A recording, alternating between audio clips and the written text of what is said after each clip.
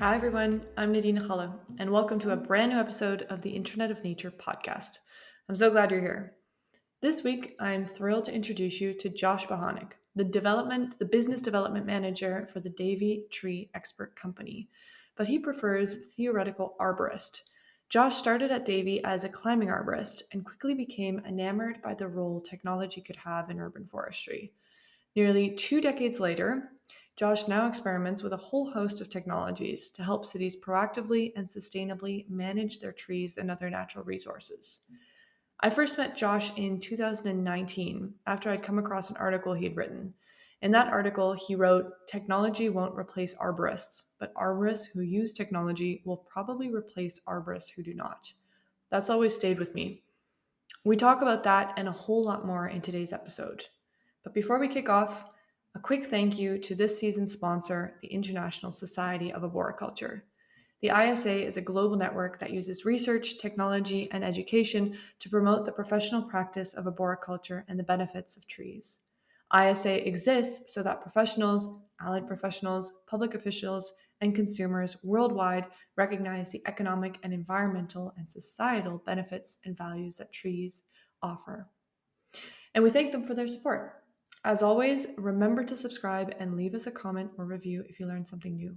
Enjoy this episode with Josh. Hey, Josh. Thanks for joining me Yeah, thanks today. for having me. I'm excited to be here.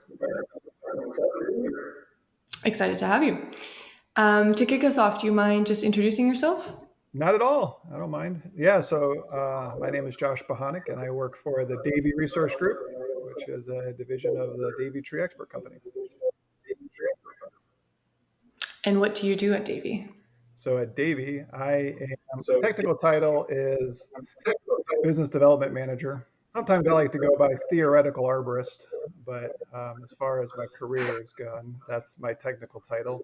Theoretical arborist? That's what I like to throw out there at times because, you know, I have a fun job and an interesting job where I get to be on the kind of front end of a lot of our projects and a lot of our work with our clients to, provide innovative solutions. And I have the fun job of like scoping it and creating it and working through it, and then I get to hand it off to our operational team, and then they have to figure out how to make it happen. So, sometimes they like to throw at me that I'm not a practicing arborist or a practical one. I'm a theoretical one, but I like it. But yeah, so I work as our national business development manager, which means I cover the whole United States and some international stuff as well, as part of our leadership team in our environmental consulting group, which is almost 800 people throughout the states.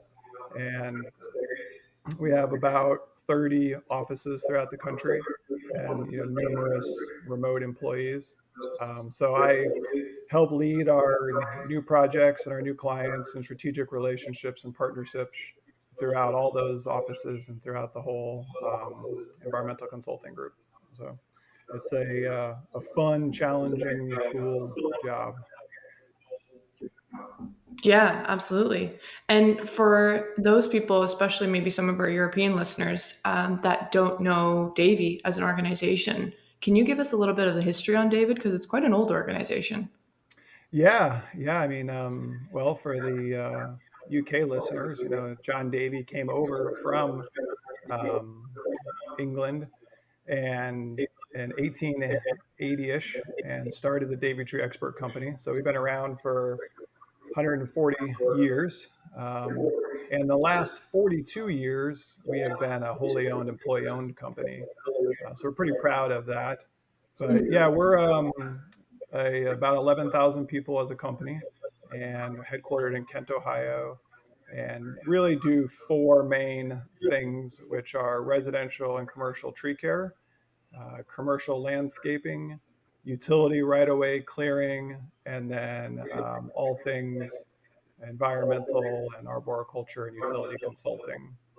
And then we're kind of all supported by our Davey Institute, which is in our corporate office and is where a lot of our PhD level scientists work and help support us with new research and new technology and training as well. So We're pretty proud of our history and pretty proud of the fact of being employee owned, and really excited about the future and where things are headed. Speaking of which, that's actually the perfect segue because one of the reasons why I wanted to have you on the show is that you've written and presented quite extensively on the kind of the upcoming role of technology within this field of arboriculture and urban forestry. Is that something that you've gotten the opportunity to focus on more so in recent years? Yeah, I mean, I think one of the cool things about working for Davey and specifically working for the group I work in is we have a very entrepreneurial spirit. So you can have the opportunity to get involved as much or as little as you want in certain initiatives. And one of the things that I've been involved in internally for over a decade now is we have a technology team, an internal technology team that brings together a whole bunch of different types of people, whether they're GIS professionals or programmers or practical climbing arborists or people right out of college, and brings them together. And we explore different applications for technologies, look at different things that are possible, and then run them down and try them out and pilot them, and then see which ones work, which ones don't work, which ones are scalable, which ones we think clients would really, and benefit from. And then, if they work, then we deploy them and continue to test them and break them and try it. So, yeah, so in Davey, I've definitely had the privilege of being a part of that team, and trying some things out that work, trying some things out that don't work, and also pushing the envelope on some stuff that could work. Right, right. Before we get into what you've seen does work, what hasn't worked for you guys? What has well, I mean, we've oh gosh, it was a while ago. We were like practically duct taping cameras to cars, trying to do what became Google Street View. Like we Right, right, tried stuff like that with 360-degree cameras and GoPros and things a while ago. Not really before Google Streets, but back when that was all happening. With right, the idea of doing tree inventories and asset pole inventories and all that stuff. Um, right, that didn't right. really work for us. The hardware is pretty expensive, and it takes a lot of expertise to do it. So it's interesting to see where it's Sure. come since then. Have you guys? Yeah, because have you guys used Google Street View imagery in any of your analyses? Oh yeah, we have. That's another kind of false start, but then it came out and um, is the idea of doing machine learning based off of Google Street View for things like tree inventories.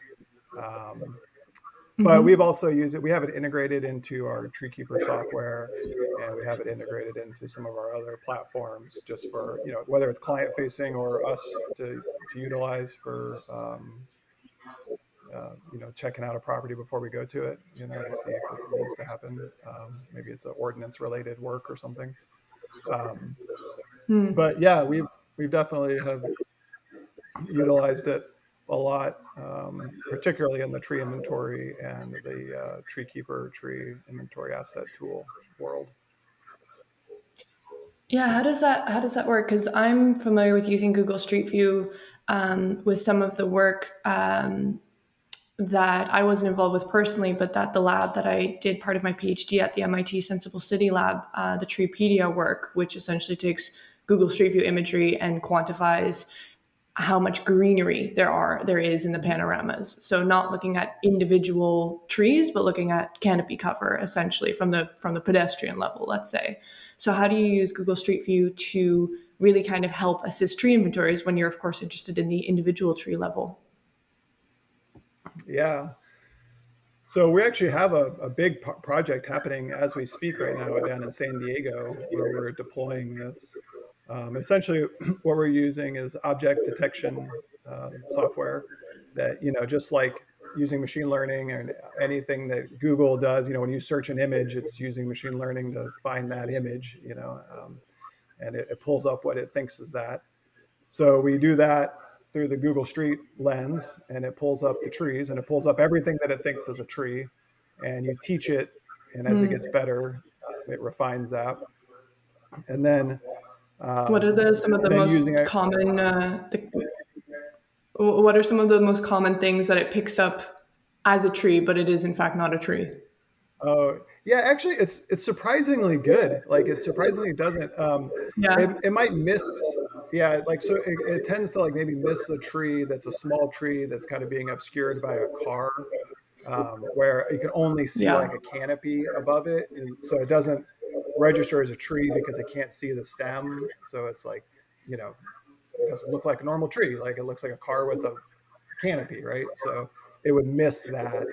Um, some of the things that the initial passes when we were playing around would, it'd pick up like a stop sign or something, or, some other types of right. infrastructure that kind of have a shape, to it.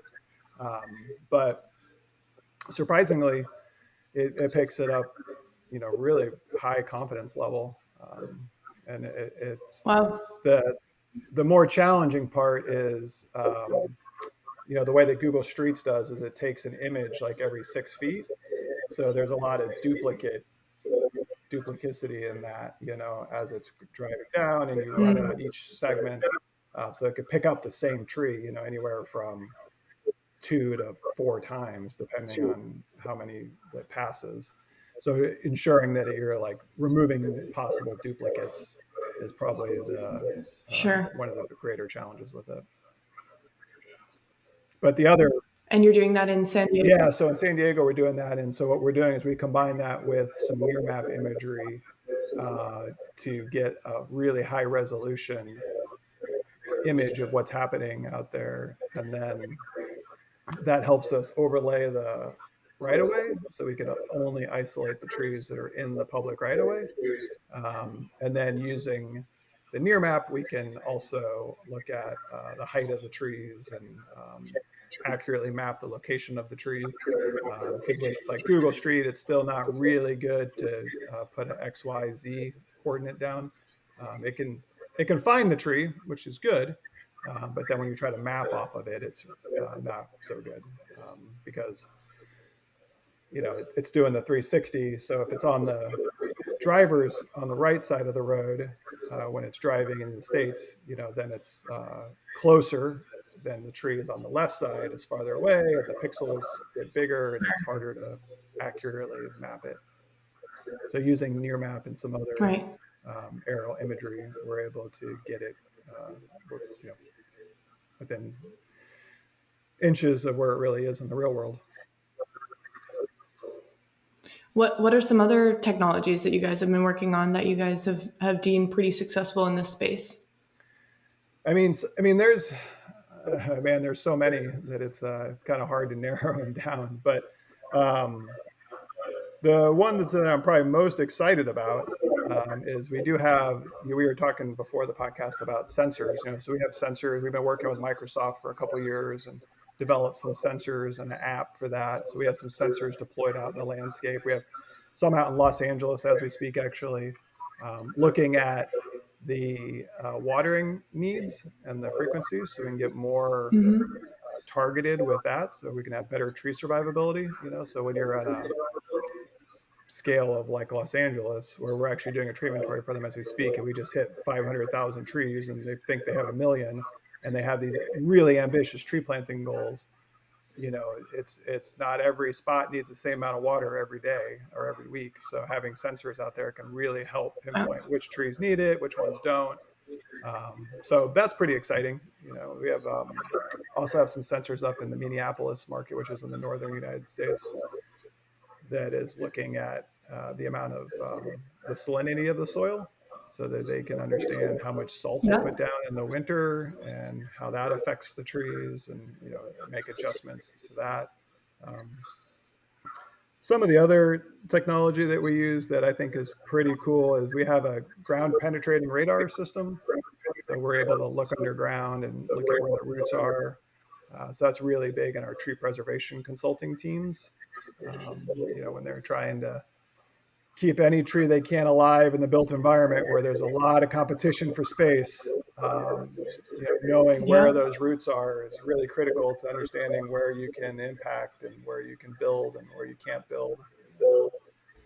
And we have a definitely. couple of sonic tomography units as well that are all super cool. That's anytime you can, you know, uh, look at the structural health and condition of a tree without drilling into it, or cutting it down or something is cool. So Right, you can paint that right, picture. right. Um, What about LiDAR, terrestrial or aerial LiDAR? yeah, I mean, that's something we've been using for a long time. We use it both in our urban forestry world and in our utility world, utility consulting. So, like in the utility consulting, it has a really good application to understand the distance of the trees from the utility lines. So, when we're trying to help our clients do more proactive planning, we can help, with the Hmm. vegetation management cycle of those trees under the utility lines or adjacent to it. Right. Um, in the urban forestry world, it's one of those things that more and more states and cities here in this or have it under contract to get done every year or every couple of years. So it's really cool when they do that because then we can easily extract the urban tree canopy and at a really high For resolution, sure. and then set the tree canopy percentages, find available planting sites and stuff. I did do a really cutting edge, awesome LiDAR project combined with hyperspectral imagery down in Louisville, Kentucky for the Greenheart project. I'm not sure if you're familiar with that project at all. No, what's that? It's this massive longitudinal study project that the National Institute of Health here in the States sponsored. And it's with the University of Okay. Louisville and Washington University and the Nature Conservancy. But the whole idea is they're doing an 8-year study in Louisville, Kentucky, on the health benefits of trees and what happens if you prescribe nature and what the dosing of nature should be for various health related Really? outcomes. So what we Oh, did that's fascinating. so what's happening on that project is so they have a study area and then they needed to measure the amount of nature in so similar to your MIT work, the amount of green or amount of nature that is there. Hmm. And then they look at all the people in the study group and they measure their heart and their anxiety and mental health. And then they prescribe a dose of nature. And what they do is they're going out and they're planting thousands of trees, like big trees, to see how the Okay. nature affects the people, right? So what we had to do was using LiDAR and hyperspectral imagery, we had to measure the amount of nature in the study area. So Right. measuring things like biomass, measuring things like leaf area index, measuring things like density, understanding what species of trees there are, how far they are from houses, kind of creating a 3-day map of the study area.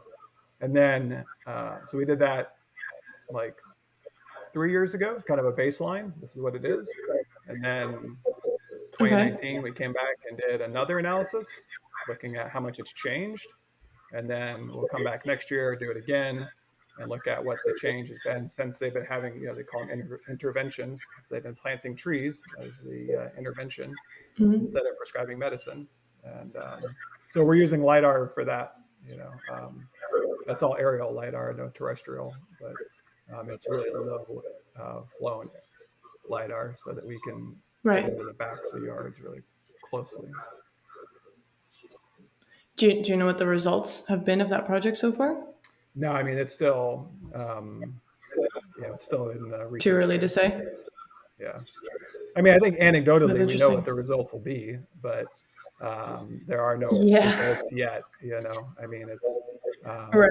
because Right. what they're trying to determine is again, what is the nature dose? Like right now, people will say things like, "Oh, go outside, and do this," but it's like, how much do you need, and for how long, and what does it look, and what does that look like? So, Yeah, because those estimations are all over the place. I mean, there's research to show that you can, reap the benefits from just 15 minutes a day. Some of them say 120 minutes a week, and it doesn't matter how you split up that 120 minutes. Some say, at least an hour a day. So it's kind of all over the place. And I think especially if we want to, I mean, we know this much: spending time in nature, no matter the amount, for as much as you can get out there for, is good for you. So we know that much. But I think in order for this to be taken seriously on the medical side of things, we really want doctors to prescribe time in nature as a way to combat mental health or any kind of other physiological disorder. You need to kind of be able to put a number behind it, right? So that you can actually track that and monitor that over time and hopefully see the benefits as well. yeah, I mean, you're 100% spot on, and I'm pretty fortunate. I married up in life, and I have a beautiful wife that's a physician, and we have a lot of discussions around things like this. And she took 2 years Yeah, well, off. this hits close to home then. Well, yeah, well, I mean, she took 2 years off to essentially study this, kind of, and um, it's. I mean, I don't want to say it, but I will. That it's essentially malpractice for people to be saying, "Oh, go spend time in nature, and it's going to fix these." Like, you can't do that. Like, as a physician, she can't do that. She can't just be like, "Oh, take this medicine, and hopefully it'll lower your blood pressure, and if not, come back." Like, Yeah. we need to have research, and we need to have these types of green heart No, research, which are robust funded evidence by base. Yeah. evidence base. And look, the lead primary investigator on this is a cardiologist. Like, he's just looking for Yeah. a tool to help his patients. He's not a tree hugger. He's not an urban forester. Like, I mean, he is nothing. No, no. He's just looking for ways to help his patients. So, Hmm. the we're horribly lacking in that. I mean, it's the same. We run into the same problem when we're trying to talk about trees as infrastructure and helping with things like stormwater. Like, we know anecdotally they help with stormwater, and we know we have science, with iTree that's showing how much it can intercept. But when you're talking to an engineer who knows exactly what the flow rate is and understands exactly what the hydrology of a built environment is, and they know how big of a pipe they need to put in, and you try to tell them, like, look, if you plant this tree, it can do this, we think. Like, they're like, that's great, but We I hope. have to have it. Like, the building I'm building Yeah. relies on that. So we have to get better, and that's where I do think technology and our research is growing and helping us with that for sure. And it's really exciting right now Yeah. because we're just at the beginning stages of it. So it'll in the future it'll No, really. no, we are. I mean, yeah. No, I mean that's why there's a market for even a podcast like this, right? Because people are just starting to get interested in terms of what's possible in terms of technology in this space. But on the point of trying to quantify that nature dose, have you heard of a company out of Oregon called Nature Quant? Yeah, I know Jared and those guys pretty well. He's coming on the podcast this season as well. Yeah, I mean, they got some cool stuff doing. It's the whole idea of being able to go on and look at your nature score, and see what that is, and to think about how you can interact with nature and have a positive outcome from it is good stuff. I think the challenge, it'll be interesting how that goes with him, is that there's so much that goes into it. I live in beautiful Vermont here, and if I pull my house up, my nature score is like 98.9. I mean, it's like through the roof, and it's not surprising. But if you go to, again, in the States, if you go down to West Virginia, you can get the exact same result. But if you look at the health outcomes from people in West Virginia and the people in rural West Virginia and the people in Vermont, they're 100% different, like life expectancy, obesity rates, Yeah, so there's a yeah. lot to it more No, than it's just, you know, absolutely. Yeah. No, but it's funny you mentioned that, because that's one of the first things I ever said to Jared when I started talking to him about their really cool, approach to quantifying these issues is indeed, if this is really about health and longevity, how do you control for the fact that somewhere, in rural Appalachia is clearly going to be surrounded by nature, but dealing with all kinds of health effects. But that's actually something that they're controlling for, they've adjusted for. And I think it's their nature score priority index or something like that, where they've actually come to adjust for those factors so that you're only really dealing with health issues. And typically that's going to be in more urbanized settings, right? Where the nature dose is obviously going to be a lot lower as well. Yeah, and that's why it's so exciting, is because, without asking those questions and without thinking about that, then we're never going to find the answers, I mean, it needs to evolve, and we have to understand that the science today isn't as good as the science tomorrow, and that's the nature of it. And we by asking the questions and working through it and thinking about it, we can solve those, and then we can get to that critical thing, which I know they're trying to get to, which is how much nature do you need? And they have a cool saying that I love is 120 minutes to do 10,000 steps, and it's like, yeah. I mean, that's pretty cool. And it's like whatever. No one heard of 10,000 steps till Fitbit was invented and came out, and all of a sudden we're gonna have to walk 10,000 steps, and it's like, again, talk to my wife. She's like, "There's no science behind 10,000 steps." Like, what are you talking about? No, I was going to say, and arguably, obviously the pandemic has kind of exacerbated, advice like that, because then we caught into a time where people were locked in their homes. So then all of a sudden getting out there and getting 10,000 steps a day became that much more important.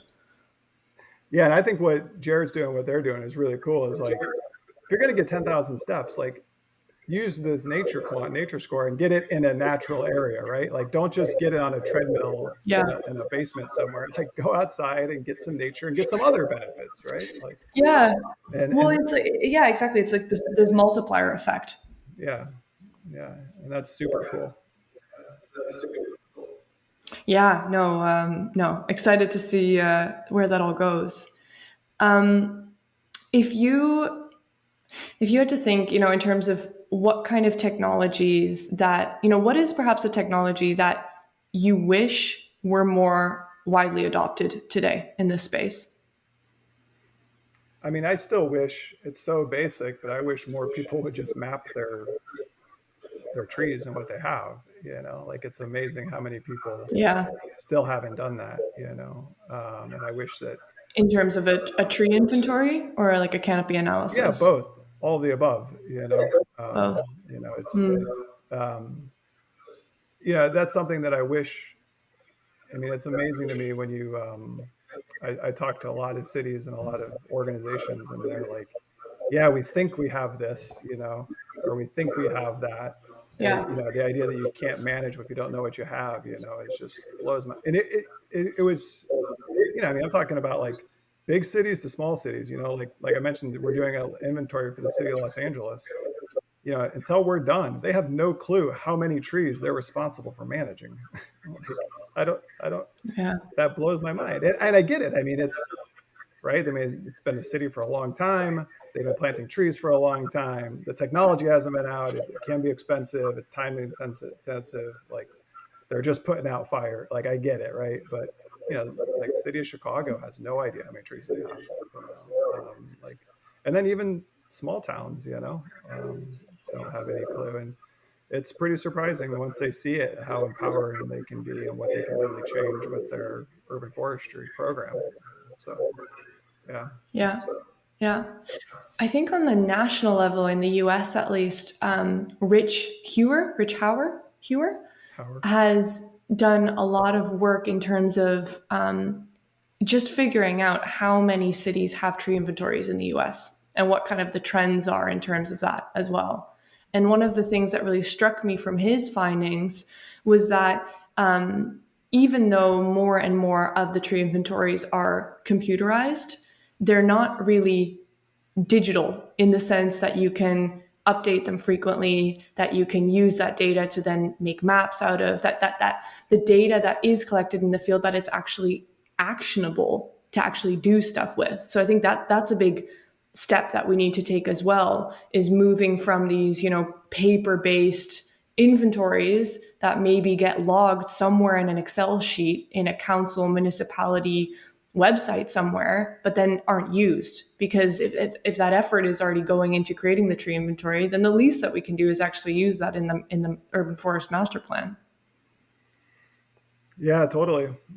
And when you start thinking internationally too, like that's a huge thing that's not happening in around the world. Like lots of cities. You have your select few that are leading, of course, but lots of community. And I'm not talking about just like I'm talking about like industrialized nations. Like that don't have Yeah. any concept of how many trees they have and where they are. And as we start to really embrace the challenge of um, preparing the world for climate change, our city's street trees are like the single most frontline defense and casualty Yeah. of that. And if we don't know what we have, we don't know where it is, we don't know what's working. Like, how the heck can we really plan and prepare and react to what's going to be happening? It's crazy to me.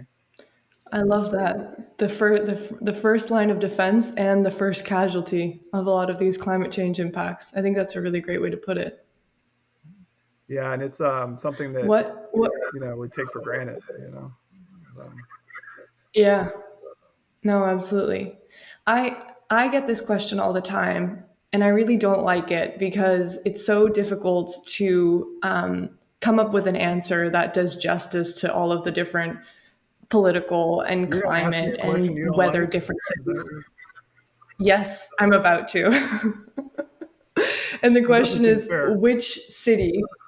No, it's not. So you're also welcome to skip it if you really don't have an answer to it. I take some kind of cop out when I'm asked this. But what is a city internationally that you think is doing a really great job in terms of greenery? Well, I mean, I think the one I've never been there, but my understanding is Amsterdam is kicking butt in that world. Like the Oh people I yeah? do talk to that live there, yeah, I mean the amount of like green roofs and green walls, and the I know in the Netherlands, I think it's a national law that you have to have a tree inventory, like, and it has to be updated like every couple of years. Like, um, Every I year. don't think Yeah. any, yeah, every year. So I mean, and when you think about like the amount of intense pressure and the history in places like that, it's even more impressive. When you think about Mm. uh, civilizations being there for thousands of years. Um, like here in the States, we really take it for granted that we can just cut down a forest and put up a town. It's like, and then we have trees, right? Like where in Europe, it's all been cut down generations ago, and now you really got to grow it again. A So, long time. um, Yeah. I think Melbourne has some good stuff going on. They're really pretty good, progressive on what they're doing. Yeah, it's hard to say. It is hard to answer that question because unfortunately I haven't been to like every cool city in the world yet. So um, What about in the States? Because I know you just came back from, what was it, 2 years of traveling, yeah, I traveled around working the and country traveling for throughout two the years. US? Yep. Um, Yeah. yeah, I think the city What about that any cities amazes in me the the US? most, that I think is like the biggest enigma and doing the coolest thing, is New York City itself. Like, um, Okay. that's obviously our biggest. Oh man, I can hear you can you fine. hear me now? Yeah, I can hear you. Hello, You you just there? froze for a second. Okay, Yep. yeah, I Yep, was I gonna got say, you. I think New York City is the best city, the best example of what they're doing. To manage they have almost 700,000 trees, 8 million people, and the density, and in those 5 boroughs is, each one of those Yeah. boroughs, if you broke them out, would be another major city in the United States. People don't understand that, like Brooklyn, it's like 3 million people. Like that's bigger than Chicago, That's a right? lot. Like Yeah. it's a lot of That's people. a lot. Yeah. Um, and they have like 125,000 trees with dogs using them every day, and you know millions of people walking by, and tons of salt. Like that is a rough life, and it's a surprisingly good canopy. What they've got going on there. It's impressive. If people could actually like spend any amount of time walking the streets of Queens and see what they're doing, it's really cool. That's interesting. I don't know if that city would immediately come to mind for many people. Maybe it's because they're so they're so big and they have such an international presence that people aren't as easily satisfied. They like want even more. Like it's not good enough or something. But indeed, I mean, you have heard a lot in the media in terms of New York, whether that's their million trees planting campaign, or whether that's the work that they've done to do their tree count program, where they had citizen sciences all over the city counting the trees, and then those benefits were then communicated in terms of their different ecosystem service benefits. So indeed, all the more reason to visit New York again soon. Yeah, I mean, and it's a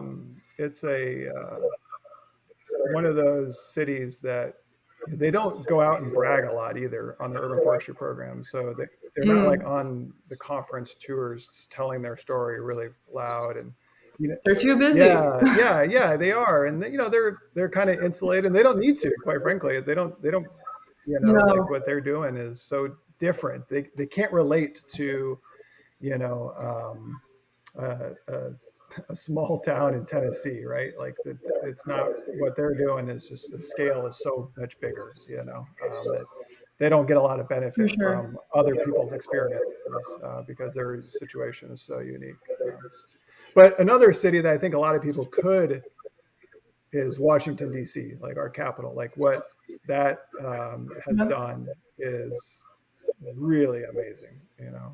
From where it was Yeah. yeah, to where it is now, and their relationship with Casey Trees is just so impressive. They've increased their In canopy. terms of They have, successful in terms planting. of successful planting, engagement, tree preservation ordinances. Increasing their canopy. It's headed in a good direction, I think. Do you think technology had a big role to play in that, or was it more so citizen engagement and expertise on the ground, or perhaps a combination of all three?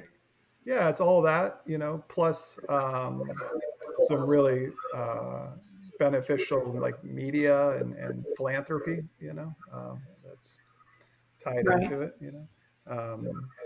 But the partnerships and what they do there is a good thing. I Interesting. think you know, um, if they didn't have the community engagement and they didn't have the advocacy, it wouldn't be nearly as successful. Well, that's funny because I mean we've talked so far about different ways you can use technology, especially in terms of the tree establishment and monitoring and maintenance and all of those successful, those factors for a successful urban forest. But what are some ways that you've maybe seen technology play a role in facilitating that engagement between citizens and their urban forest? Well, I think there's a couple of cool things that have done. Um, one is the obviously the transparency of the world right now, like the idea that you can access anything from anywhere with your phone is just such a powerful tool. So communities, we did this in Charlotte actually, like in 2000 and man, when was that? Maybe 10 or 11, somewhere around there. We put their urban forest master plan online, and it wasn't just like a PDF online. It was like a custom web page for their whole plan. And Yeah. the amount of engagement come out of that is so powerful. It's one of those things that were like, traditionally you would like just put your stuff up there and passively people would look at it.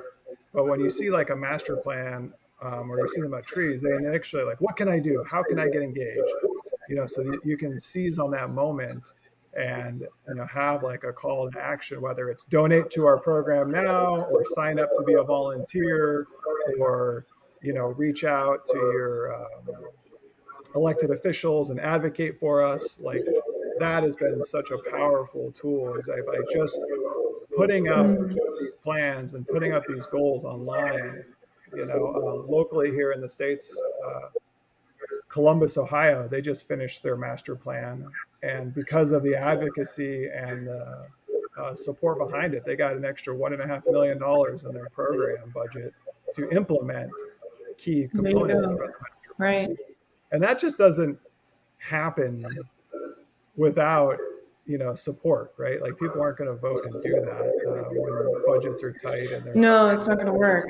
figure out how to fund different programs. No, But we exactly. You also need the people's support behind. so we also do these ESRI story maps. I'm sure you're familiar with those. Yes, yes, yeah, but maybe for the listeners, perhaps good to explain what those are. So those are, we were talking earlier about like, doing GIS tree inventories, right? And like doing urban tree Hmm. canopy assessments. And what I think we were missing for a while in our field is that concept of telling the story, like telling the story of what the trees are doing, telling the story of why we want trees or, what that connection is. So a couple of years ago, I came out with this really cool platform called Story Maps.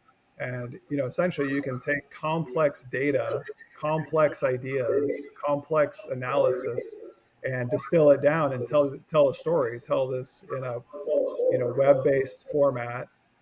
So we can take like our master plans, our urban tree canopy analysis, things that people are like when you say, "Oh, we did an urban tree canopy," analysis, like I don't know what those words mean. Like you just said 3 words that I don't know what mean, and we just take it for granted. And it's like, oh, now we Hmm. can explain, like, oh, these are the trees around you. Look at your neighborhood. These are the trees on your neighborhood, and these are the benefits of those trees. And these are the trees that Right. are at threat from development, or these are the trees that are providing the most amount of stormwater, for flooding, right? And all of a sudden they can make that connection. They're like, oh yeah, I know that. I know now. I know what you're talking about. So Yeah. those are ways that we can use the power of information, the power of the web, and get people excited about, protecting these resources that we have.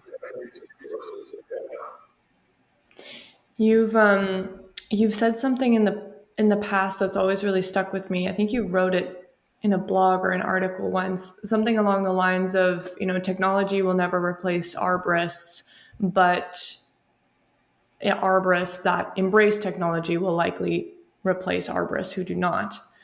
And that's always really stuck with me because I think that's an important part of the story that we're telling here, that technology is not some big scary thing that's going to come in and replace the expertise and the knowledge on the ground, but rather it's a tool to help optimize that work and optimize that workflow so that it can happen more often and with more updated data, and so that we can learn from the processes.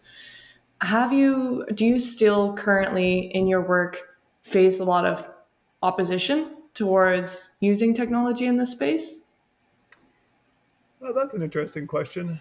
I don't think I don't think we get a lot of opposition. Like internally speaking, like when I was piloting this machine learning project we were talking about earlier in San Diego, we have a dozen arborists out there, counting trees and assessing trees, immediately thinking I'm trying to replace their jobs, like that's the immediate thought they had. And it's like, no, I'm just trying to make your job easier and make it better and make you faster. I'm not trying to replace you. Like it's only one side. Like I need someone to walk all the way around the tree. The data is out of Yeah. date. It's from last year. Like someone cut that tree down yesterday. Like we need people in the field for sure. Um, I think that to your question there, like not fear. I think that people do think that it's kind of like an all or nothing at sometimes. Like you have to do all of this technology, or I can't do any of it, and I see. not understand that like, oh, you could just Right. deploy a piece of it, or you could do something in a phased or a pilot to see if it's going to work. Like you don't have to do everything all at once. It doesn't have to be this overwhelming, huge investment, if you're unsure, if it's Yeah. unproven. Um, I think, but what in my world, I think what ends up happening though more than people being afraid of it is people being more too overconfident in it, like people expecting too much out of it. Like the concept Mm. of um, a Google street tree inventory, right? It's like, oh, that seems so like no brainer. Like, why I can see those trees? Why can't you do that? And then they're like, well, I'm sure you can do the species identification, and it's like, no, there's no way we can do that. Like, I mean, I know there's like a million apps that act like they can do that, but if anybody of the tree knowledge downloads any one of those apps that's supposed to be like a tree or plant ID app, they're all garbage, and they can't do that. They can maybe Yeah, you narrow it think so? down. Yeah. I mean, they can narrow it down to a couple, but they can't Yeah. 100% confidently make the selection for you. And Well, it's it's providing you with its best guess, right? yeah, and without you know an informed professional opinion on that, like you're never really going to know if you're right or not.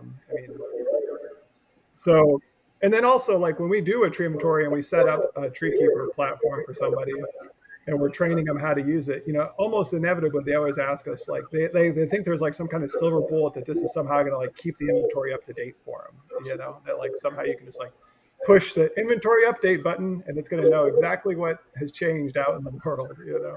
And it's like, no, you still got to go out. You got to log. If you remove a tree and you don't update the system has no idea you updated the tree, you removed the tree. So Right, I right, think right, right. people get a Well, little maybe bit like I mean, I think over. that's positive. Sure, yeah, yeah. But honestly, I'd rather have a little bit of overconfidence, and that you have to kind of, give people a bit of a reality check in terms of what's possible and what's not. I think we'll be able to move a lot faster in that regards than on the opposite end of the spectrum. Yeah, you're probably right. I mean, it's better than being afraid of it, right? Yeah, yeah. Do you have any anecdotes of someone perhaps, an arborist on the ground that was perhaps, scared or worried about being replaced and then, really came around and saw the value?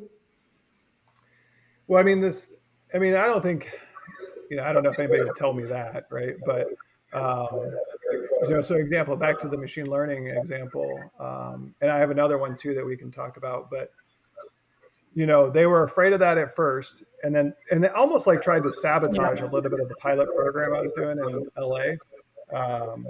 But then once they saw How that I so? could plot the points, well, like just trying to shoot holes in it, right? Like trying to like, oh, this can't do this can't do that. And it's like, I know, that's why we're testing it. We're seeing what it can do and what it can't do.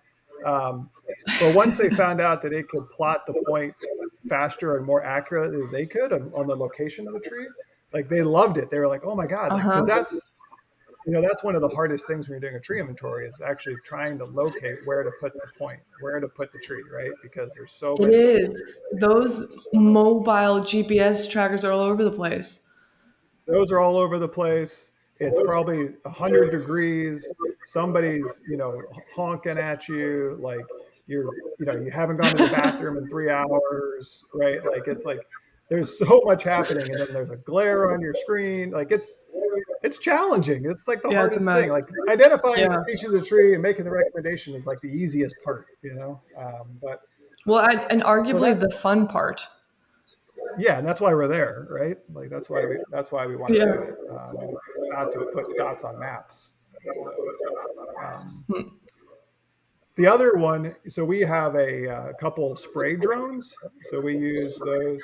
So they're these huge drones. They're like the size of trucks, right? And they have 25-gallon tanks on them or 5-gallon tanks, and they go out and they spray herbicide and kill invasive species. I think when we first started using those, some of our techs thought we were trying to get rid of their job, and it's like, no, I mean, we're trying to make it actually safer for you, so you don't have to lug a backpack around or a million miles of hose and get exposed to all these chemicals.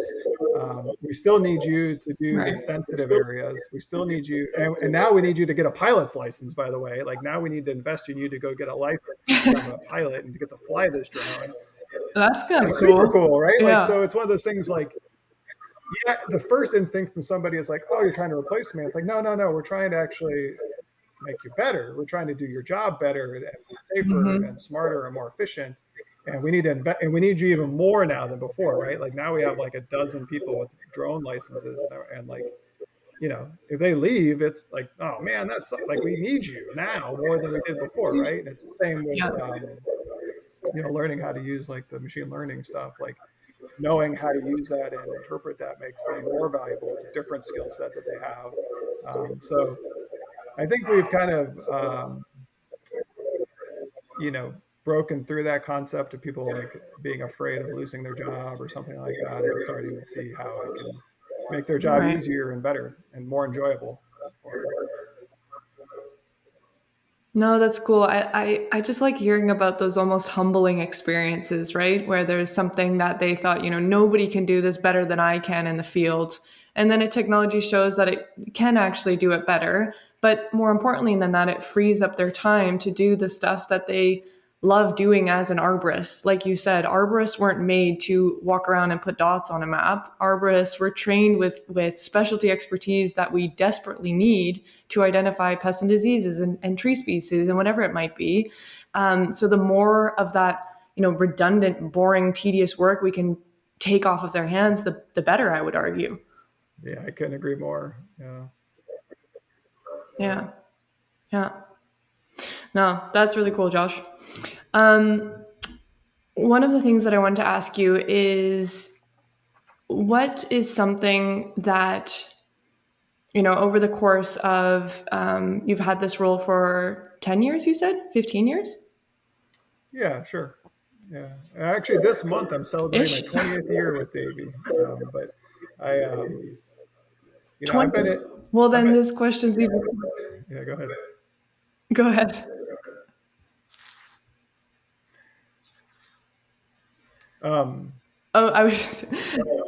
You go ahead. I was going to say that, I've been in my current role for like 5 years, but, I started on the ground counting trees, doing that, and then spent about 4 years climbing trees and spraying trees and doing practical arboriculture, and then got back into the consulting side and been doing the urban forestry thing for about 15 years, but I've been leading part of our leadership team for the past 5 years. Right, right.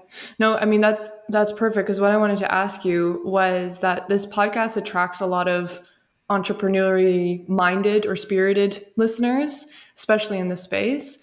And I'd love to just hear from an entrepreneurial perspective, the work that you've been doing and leading within Davey. What's perhaps something that you wish you knew 5 years ago that you know now? Well, I wish I would have taken a damn coding class or something like that. It's funny. Like for the first decade, I can't believe I'm talking in those terms. But anyway, like I would have loved to have taken a simple GIS class, right, in college. Never even took one of those. Yeah, Now I'm like, okay, still wish I had that, but I really wish I knew how to do coding, and I wish I knew how to do like programming. One of the things that I think that I'm decently good at is like seeing a technology and figuring out an application for it in our field. Like, okay, how can we use that? What can we do for it? But I think if I had that other knowledge about how it's built and how to build it, then I could see even more possibility, because then it's like, oh, if you tweak sure. it this way, or if I build it this way, then we could get this much more out of it. I think I'm at the point right now I don't really know what I don't know, and that's kind of scary. So, um, yeah. Does that answer your question? Yeah, no. No, I can appreciate that for sure. And I think that's something that I think many people in similar roles to you might feel as well, right? But I think it's important to, and as important as perhaps, a basic level of understanding of what coding and what programming means and the basic functionalities of machine learning and different kind of, techniques we can use within artificial intelligence is important. I think it's just as important to have people that are perhaps a little bit higher level, don't have the knowledge in which they can execute those applications, but are able to kind of take this high level overview and see what the applications might be as well. And I mean, if you don't know how to code yourself, you just become best friends with a great coder. Yeah, the challenge is the fight. Like I've hired some coders, right, programmers, and they all think the other one is horrible, and you have to use theirs, and you're like, I don't know, just do this thing, right? Like I just need you to do this thing. Like I don't care what code you use, I don't care. Yeah, this is how many. Like this is what I need done. Oh, why? Yeah, okay. The politics of coding. Yeah. Yeah, it's hilarious. No, for sure. It's a they whole all different think the world. other person's code sucks. So you're right, though. Hiring a good IT guy, IT person to help manage that is huge. Yeah, absolutely. Absolutely. Lastly, Josh, or second to last, I should say, if people listen to this podcast and want to get in touch with you or with Davey, where's the best place to find you online? Well, Davey is just davey.com. And you can get to me through our Davey Resource Group page. I'm pretty active on LinkedIn. It's just Josh Behounek. I'm also on Twitter at Trees Are the Answer. Those are probably the two best places personally, and then good handle. is there. Yeah, thanks. Yeah. Perfect. And the last question that I ask all of my guests that come on the show is, what does the Internet of Nature mean to you? Oh man, yeah, that's a fun one. So I guess to me, that means we live in an environment where we can experience nature and have the benefits of technology engaged with that nature, whether that's passively being outside and having a really healthy natural environment that we're living in, to more actively, like we were talking about earlier with nature quant, is to knowing how much nature I need to be there, and have that scientifically understanding, what my prescription for nature is for today for this health outcome that I want. So I mean, I think that's where the Internet of Nature, to me is I can enjoy it without knowing that there's any part of the internet there or a technology there, or I can intentionally engage with nature and the technology part, whether that's for health reasons or just wanting to understand what type of tree that is, or understand where all my neighborhood trees are. Yeah, well, I think that's a perfect place to end it. Thanks for coming on, Josh. Yeah, thank you for having me. I've enjoyed listening to your podcast over the last couple of times, a couple of years, and it's a fun time. So thank you. Big thanks to Josh for coming on. If you enjoyed that interview as much as I did, please go ahead and subscribe to the podcast now and leave us a review wherever you listen to your podcasts. We really appreciate it, and it really helps to grow the show. We'll be back next week with Lucy Almond from the Nature Conservancy. There, she leads the Nature for Climate campaign, a way to get technology into nature-based solutions discourse, specifically through the nature tech movement. So it should be a great episode. In the meantime, I challenge you to discover the urban forest at your doorstep. Whether it's through a local city's tree inventory, plant identification apps, or just a good old-fashioned botany identification book, I want you to try and identify at least one tree on your street. Send me a message. We're on Instagram at Internet of Nature, and let me know what it is. And lastly, a big thank you to this show's sponsor, the International Society of Arboriculture. We invite you to learn more about the benefits of joining this network dedicated to promoting the professional practice of arboriculture and the benefits of trees.